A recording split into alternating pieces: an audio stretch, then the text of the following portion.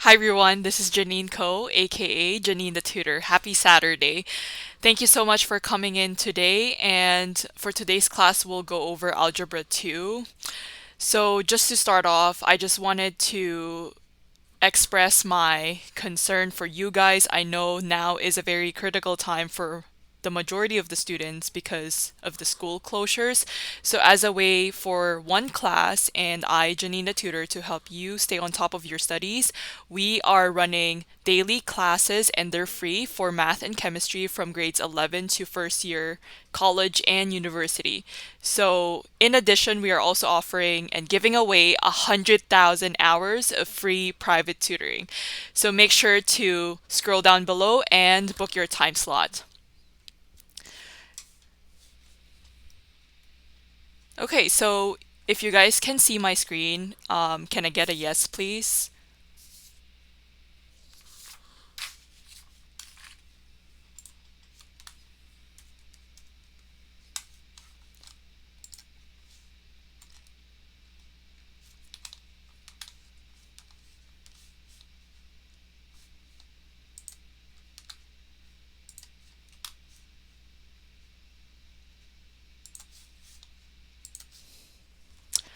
Okay, so to start off, for this class, I will just go over anything that is related to graphing and also the types of equations for the types of equations for slope, and you also have your point form and also you have the standard form. So that's basically what I will be going over today. And then for future classes for Algebra 2, I will go over the application part.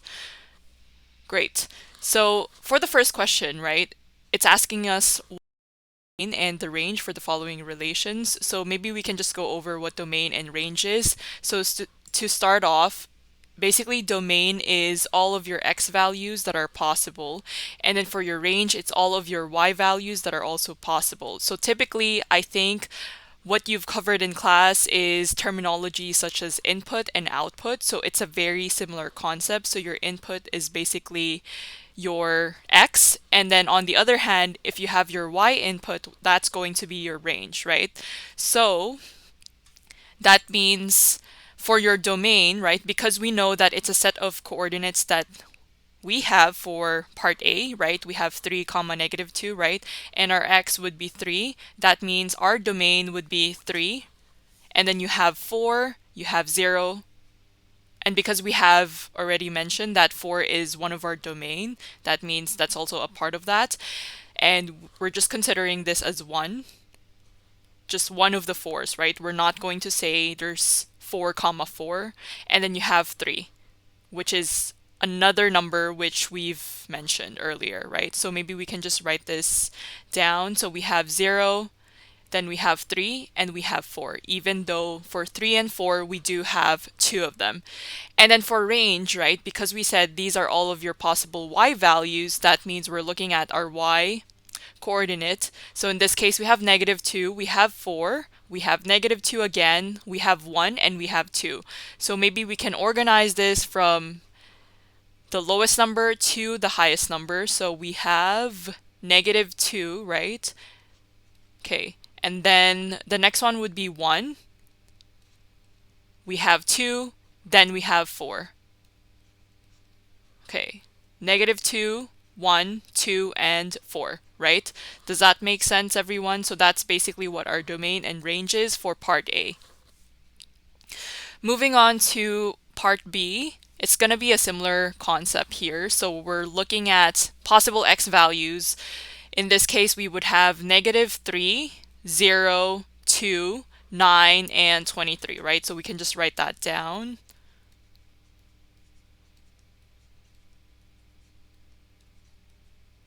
And then on the other hand, if we're looking at the range, that means we're looking at 14, 7, 0, negative 18, and negative 99. So we're starting off with negative 99, comma, negative 18. So we're going by increasing order. And then we have 0, 7, and 14, right? Okay, great. So hopefully that was pretty straightforward. This is not really, I don't think this is really hard, so maybe we can move on to the next one. Okay, so for part two, it says for f of x, which is equal to negative 2x plus 5, what is the output for the inputs negative 3, 0, and 1 over 4, right? So remember what I said, output is basically your y value when you plug in your x value to your function, and then your input is your x value, or values in this case, because we're talking about several inputs. So this is y and this is your x. So that means all we have to do is plug in your negative 3 into your x, right? In your function. So f of negative 3, and then we're going to solve for this, right? So your input is negative 3, and then your output is whatever this gives us. So negative 2, and then you have bracket negative 3. You multiply them together, and then you have plus 5, right? Okay. So take your calculator, and then you plug this into your calculator. So you have negative 2 times negative 3 plus 5. Just make sure you include the bracket. Don't just have the multiplication sign, because sometimes that kind of messes up your calculator. So you have 11, right? So that means when your input is negative 3, your output is 11. On the other hand, if you have f of 0, that means when you plug in 0 in your x, you would have negative 2 times 0 plus 5, right? We know that this is going to be 0, right? Any number times 0 is 0, and then you would result to just 5. So because we have 1 over 4, right? Similar thing. It's just a fraction right now. So this is 1 over 4. When you plug in negative 2, when you have negative 2, then you plug in 1 over 4 as your x, you multiply them together, and then you get plus 5, right? So negative 2 times 1 over 4, that would give you negative 1/2 plus 5. That should give you 9 over 2. Or you can say this is 4.5, right, in decimal. Okay. So these are your answers. Okay, cool. So here's an application question of inputs and outputs, right? So we have tickets to a concert that are available online for $35 each, right? So here's the thing. It says each ticket, right? Plus a handling fee of $2.50. The total cost is a function of the number of tickets bought. What function rule models the cost of the concert tickets? And you have to evaluate the function for 4 tickets. So first, we start off by writing our function. So that would be f of x, right? And then you have $35 for each ticket, right? So what if you're buying more than one ticket? So that means you would have 35, and the number of tickets that you're paying for or you're buying is, or represented, or this will be represented as x, and then you have plus 2.50, right? Because that's the handling fee that's required for every time you're purchasing. So that's why you have 2.50. So that means, what if you're purchasing 4 tickets, right? So how much would the cost be, right? So that's the question. What function rule models the cost of the concert tickets? If you're purchasing 4 tickets, then you would just have to plug in 4, right? And the reason why you know that this x will be 4 is because remember what we said. If you're purchasing just 1 ticket, that would be $35, right? That means 5 times 1, right? For 1 ticket, that's $35. However, because you're purchasing 4 tickets, that would be times 4.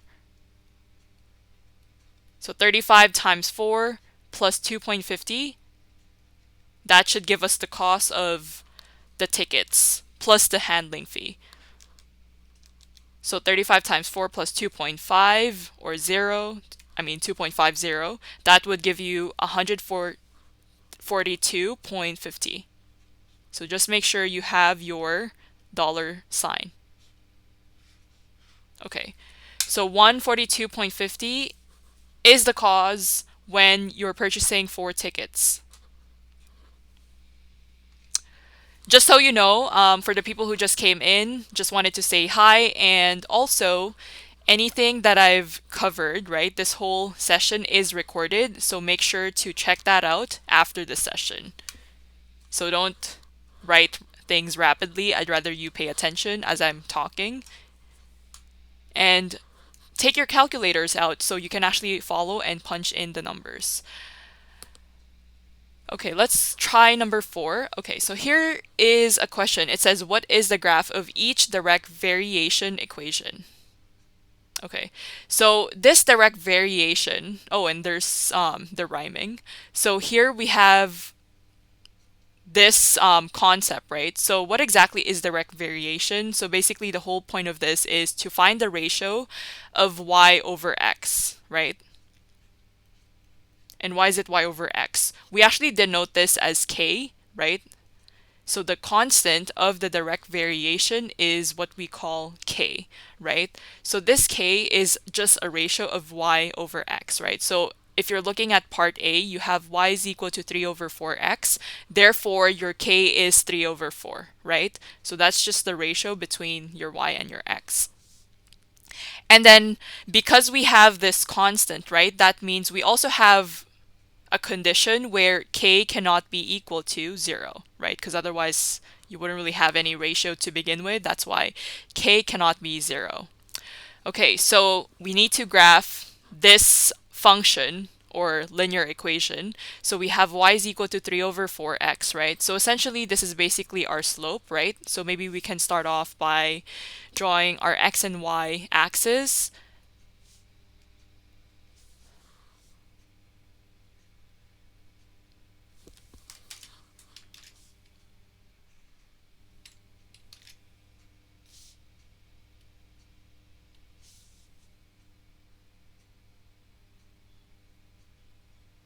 Okay, I am trying my best to make sure that this is straight, so bear with me.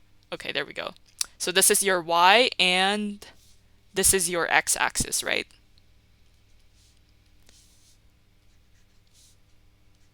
Okay, so because they're saying that our slope, right? So first of all, how do I know that this is the slope? Or in other words, we can say that's the constant of direct variation. So we have this equation for the slope-intercept. Yeah, we call that slope-intercept form. Okay, let me just reduce the...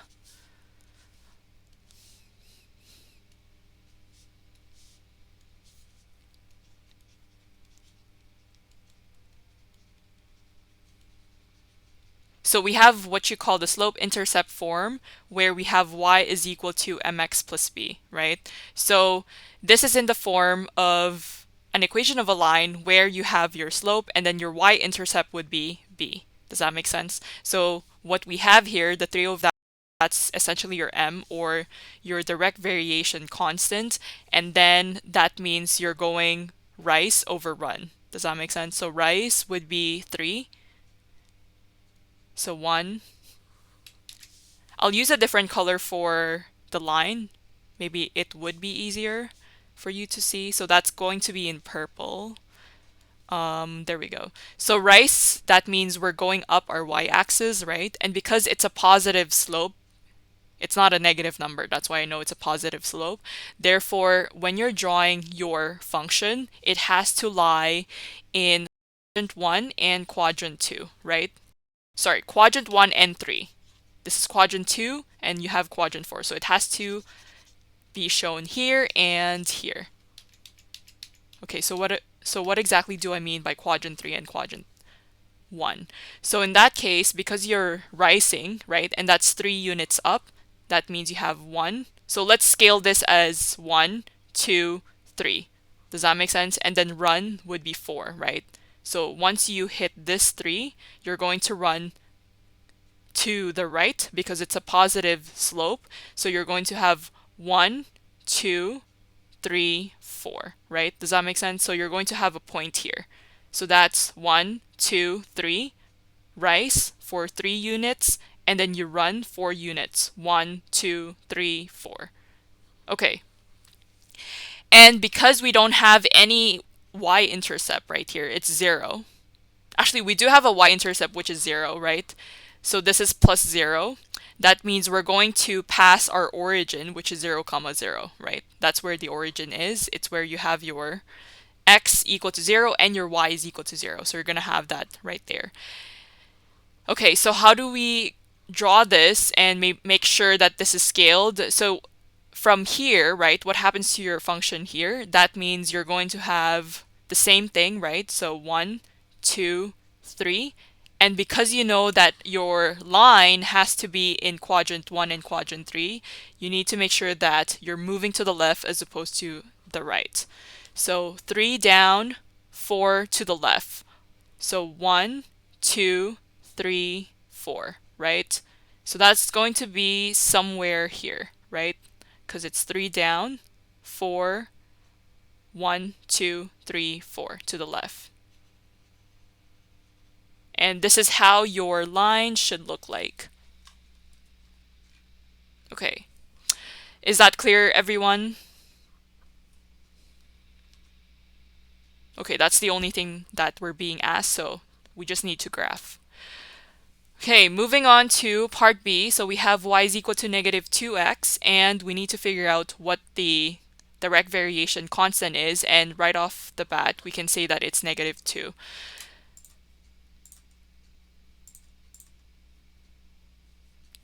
Okay, so we're going to draw our x and y axis.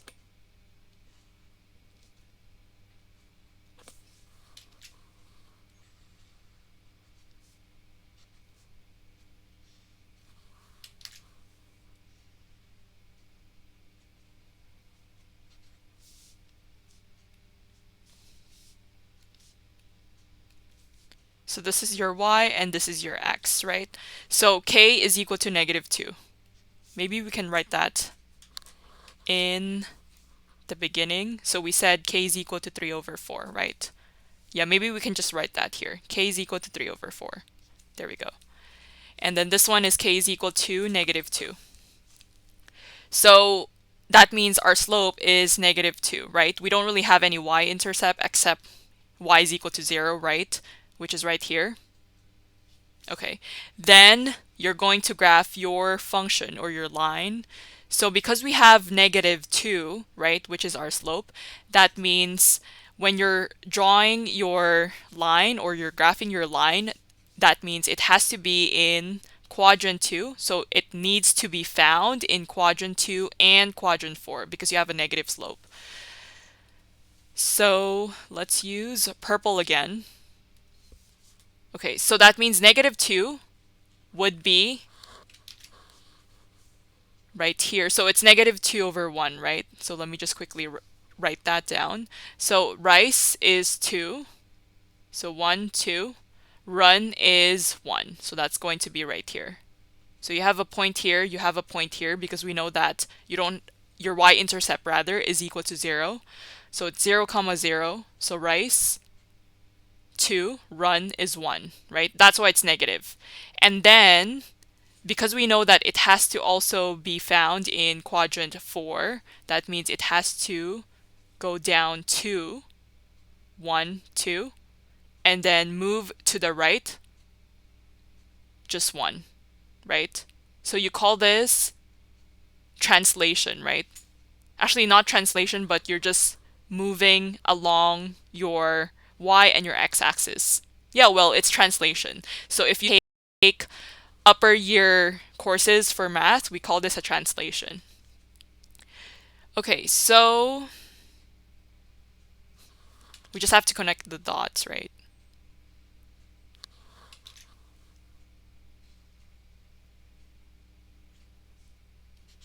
Okay, there we go. So that's how we're going to draw y is equal to negative 2x.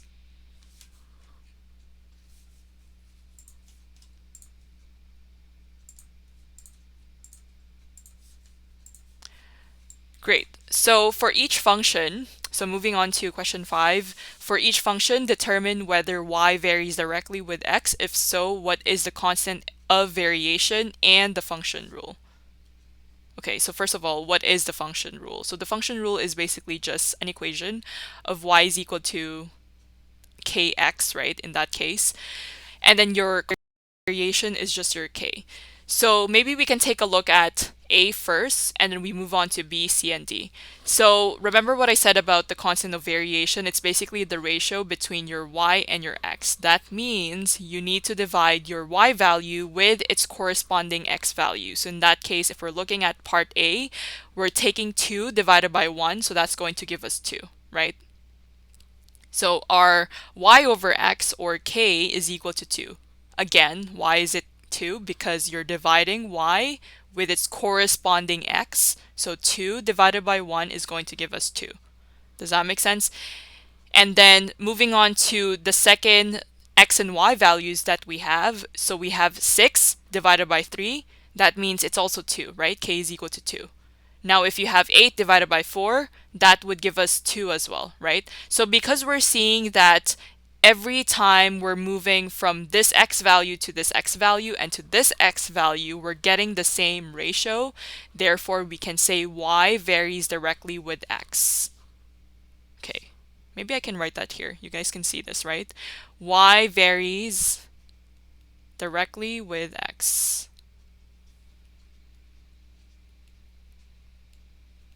Okay, this is my abbreviation for with, okay? W dash. And we said the constant of variation, that's what we're being asked. And the function rule is actually y is equal to 2. Okay, cool. Not too bad. So for part right, we're going to do the exact same thing. So now we're dividing 4 with 1. That's going to be 4, right? 4 divided by 1 is 4. We have 8 divided by 2. That's going to be 4 as well, right? However, take 11 divided by 3. This should be a repeating decimal. So maybe